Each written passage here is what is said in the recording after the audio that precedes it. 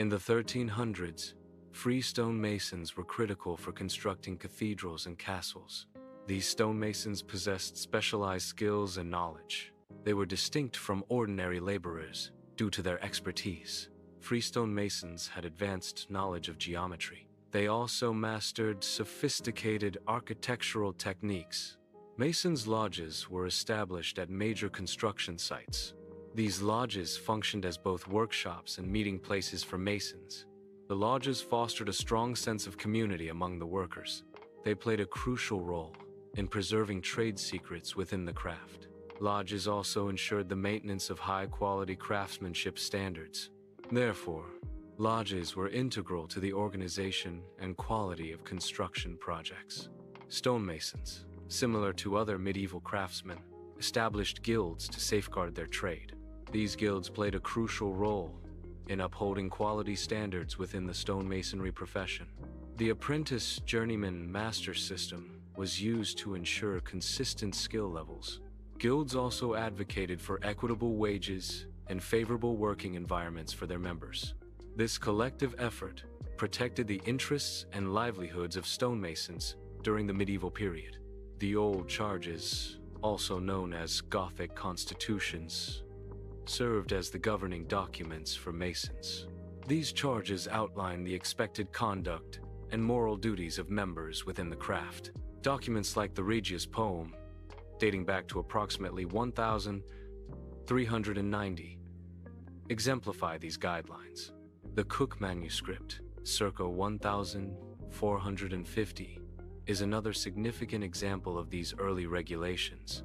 These documents not only provided rules, but also traced the history of the craft. The craft's historical origins were often linked to figures from the Bible.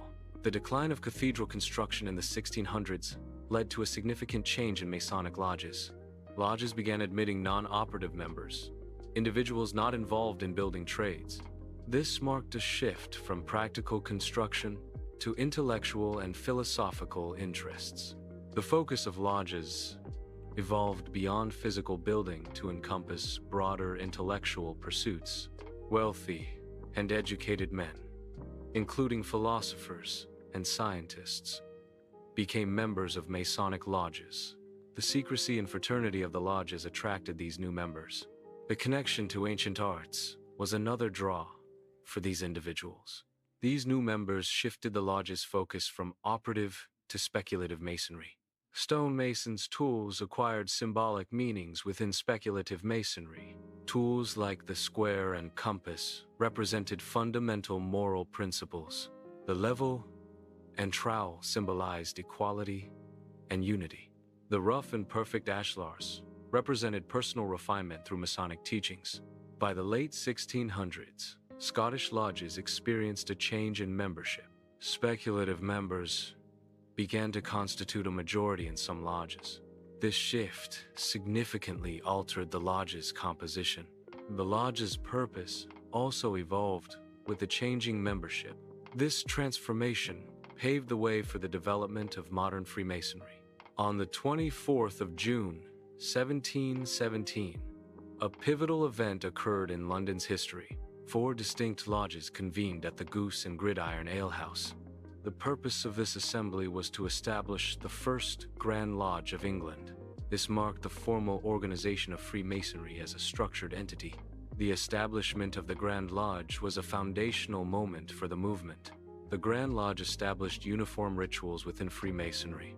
It also standardized symbols and regulations for lodges. These standards were adapted from operative manuscripts for speculative use. This standardization was essential for Freemasonry's expansion. In 1723, the Grand Lodge released a significant document. This document was titled The Constitutions of the Freemasons. Reverend James Anderson compiled the constitutions. The document introduced new religious requirements for members. It also emphasized loyalty to civil authorities and provided a detailed history of the Freemasons. Organized Freemasonry expanded quickly throughout Europe. It also spread to the American colonies during the same period. Freemasonry became an important element of the Enlightenment era. It advocated for moral and intellectual advancement. This promotion of improvement aligned with Enlightenment ideals. Freemasonry offered a unique social environment during the Enlightenment. It allowed men from diverse backgrounds to interact on equal footing. This inclusivity spans social classes, religions, and political affiliations.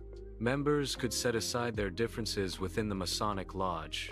This fostered a sense of community and shared purpose. The inclusive nature of Freemasonry contributed significantly to its widespread appeal. Popular theories suggest a historical link between the Knights Templar and Freemasonry. However, the Knights Templar did not found Freemasonry. The connection is a romantic myth that surfaced after the Grand Lodge formed in 1717. Therefore, the Templar Freemasonry link is a later developed, unsubstantiated narrative. Masonic rituals incorporate the building of King Solomon's Temple. This incorporation serves as an allegory within Masonic practices. The allegory is derived from mythical history of operative guilds. It does not represent a literal historical lineage. Freemasonry developed into a global fraternity.